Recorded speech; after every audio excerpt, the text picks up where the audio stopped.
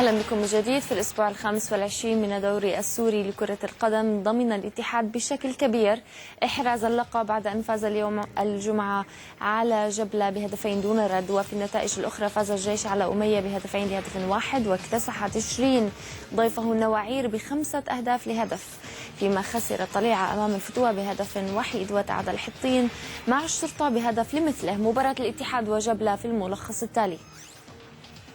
وصافرة البداية يطلقها الحكم الدولي علي عيد. سعد عمار يحاول ضرب الحراس عبد المنعم أول خطيرة لفريق الاتحاد.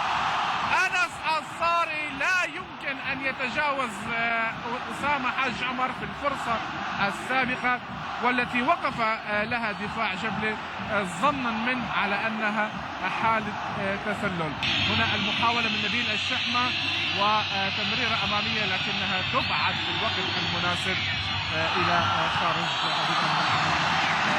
اللاعب الشاب محمد فارس. وثلاث مرات منها متتالية كان الكابتن توفيق مكيس واحدة من نجوم هذه المدرسة.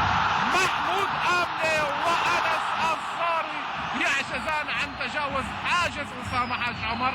ضرب العرض لمحمد فارس، نشاط كبير من هذا اللاعب وضربة جزاء أكثر احتسابا لضربات الجزاء. يتحفز بتسديد هذه الضربة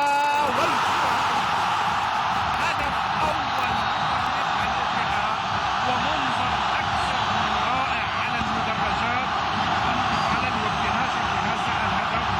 شوف المنظر وكأنك مشاهد مباراة في الملاعب الأوروبية لهذا النادي العريق.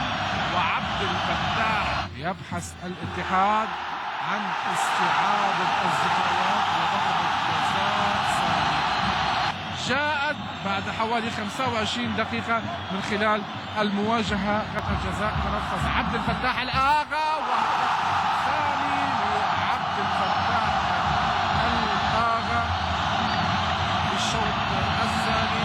ومن خلال هذا الهدف يرفع عبد الفتاح الآغا رصيده إلى 14 هدفا متساويا مع محمد زينو. جمهور كبير، جمهور رائع.